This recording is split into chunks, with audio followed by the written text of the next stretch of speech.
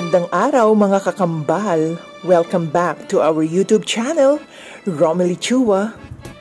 Warning sa mga nagda-diet dahil ang ating lulutuin ay siguradong mapapaanlikanin ka.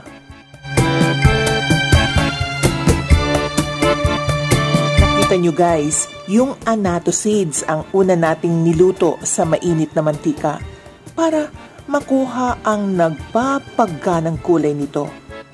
Then, naggisa na tayo. Bawang at sibuyas. Ang ganda ng kulay, no? Pagkatapos niyan, isunod na ang kamatis. Igisa ito ng mabuti.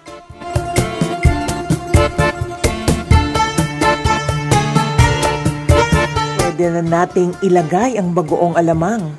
Fresh bagoong alamang yan guys. Kaya kailangan maganda ang pagkakaluto. Yan ang magsisilbing alat ng ating recipe.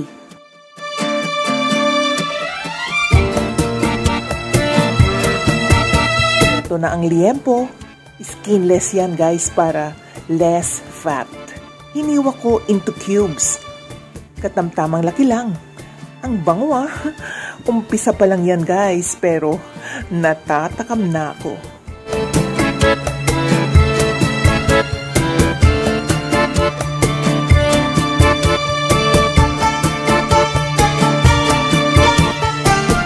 Naglagay ako ng pamintang durog. Di pwedeng wala yan guys, pampabango yan.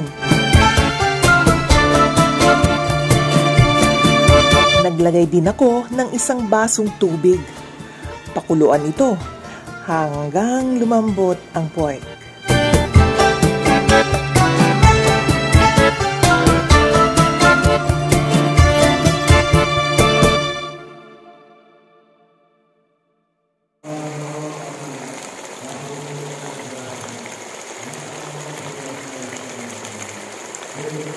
Guys, sa tingin pa lang masarap na. Okay na yung sauce. Ayos na ayos ang consistency. Sakto rin ang alat. Nakakagutom yung amoy. Grabe!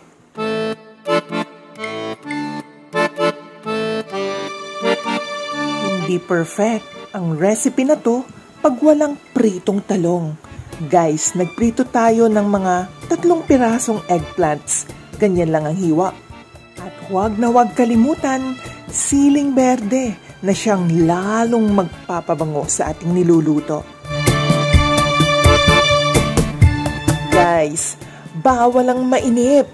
In a minute, ready na ang ating recipe of the day. Pork binagoongan. Walang duda, mapapa-only rice ka.